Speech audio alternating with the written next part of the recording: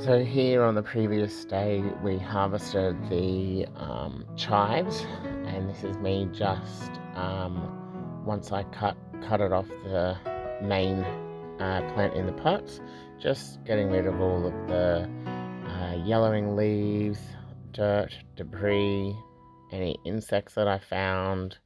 Um, yeah, and then putting it into the basket. I do chop them in half just so that they fit a little bit better. And then I just repeat that process until all of the chives are harvested and clean. We do end up washing this under the tap before I then go up to the dehydrator to dehydrate it. After the chives, we harvested the sage and we put this into the same basket because they are two totally different types of herbs and the leaf shape is totally different. The chives are more grass-like. The sage is larger, softer leaves. And here you can see that I'm picking all of the sage leaves off of the main stems, as I don't really want the stems in, because the last time I did dehydrate it with the stems on, to see, because they are quite soft, but I didn't like um, the woodiness of them once they were dehydrated in the um, dust powder.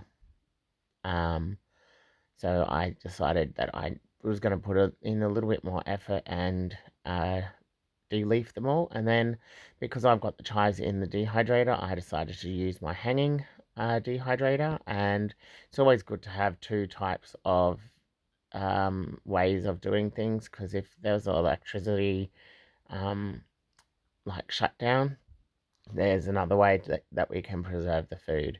Here I'm just putting all the chives, which just look like dried up grass, to be honest, and even smelt sort of a bit grassy as well.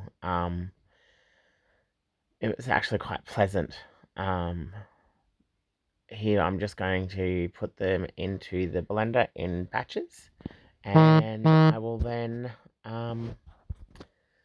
blitz them up. I had to shake them a few times before they started to turn around and finally dice up into smaller powder-like consistency.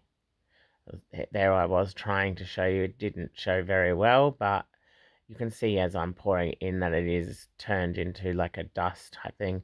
And surprisingly, all of that actually fit into only one of those smaller jars. So it does blend down quite a lot. So if you think you've got a lot, it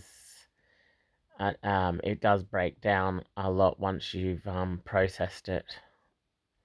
But I'll be using these in maybe pancakes. I might make like a chive butter with them and then put that onto bread and toast that at a bit sort of like a herb bread type toast instead of like a garlic bread. I might do something like that. I can put it into stir fries, into some scrambled egg, or into my frittatas or quiches.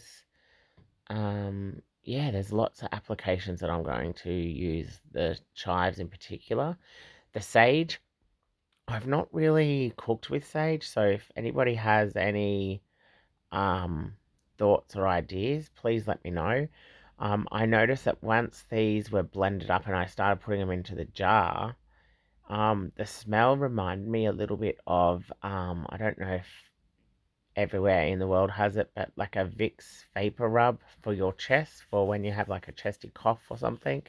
The smell reminded me a little bit of that. It was actually quite pleasant. I liked that smell. So, um, a bit like a what do you call it? Like a muscle relaxant type gel as well. That sort of a smell, I suppose. Um, it was quite pleasant. I'm not sure how to put it into food application though, and I'm guessing that the flavor will be a bit less potent in cooking. Um, I don't know if it would go well with fish or white meats or what. I think it would probably go better with red meats. That's all I've got time for. Thanks for watching. Bye.